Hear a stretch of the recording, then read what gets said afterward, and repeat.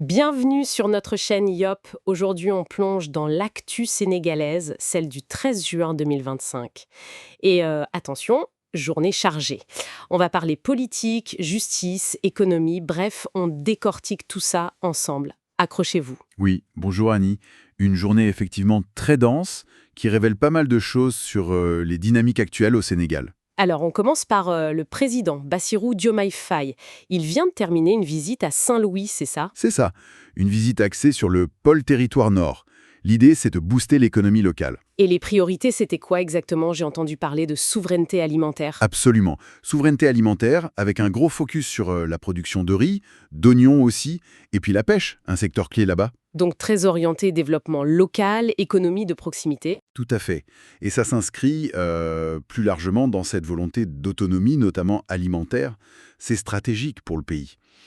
Ce qui est intéressant, c'est de voir comment ça se concrétise sur le terrain. D'accord.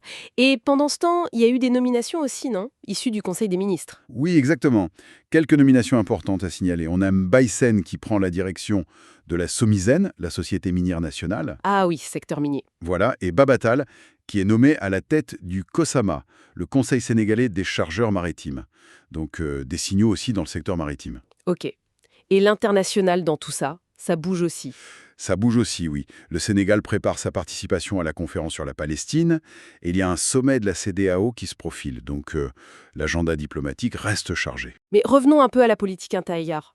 Cette visite à Saint-Louis, il paraît que la mobilisation du parti au pouvoir, le PASTEF, était un peu faible. C'est vrai ça? Oui, c'est ce qui a été rapporté. Une mobilisation, disons, en demi-teinte. Alors, simple petit couac d'organisation ou il y a autre chose derrière? Bonne question. Ça pourrait être juste un souci logistique local, hein, ça arrive. Ou alors ça pourrait peut-être soulever des questions sur la cohésion interne ou sur l'implantation réelle du parti à certains endroits. C'est un point à surveiller, je pense. Surtout que ça s'ajoute à un autre point qui bloque un peu, non? Ce fameux statut du chef de l'opposition. Exactement. C'est un serpent de mer, cette histoire. Ce point constitutionnel, il est en suspens depuis 2016. Malgré le dialogue national, toujours pas de solution. Ah oui, quand même. Et ça, ça interroge forcément sur le bon fonctionnement des institutions, sur la fluidité du jeu démocratique, quoi. Ok, on passe au judiciaire. Grosse nouvelle, la Cour suprême qui donne raison à Aïssatou Diop Fall et son média public SN.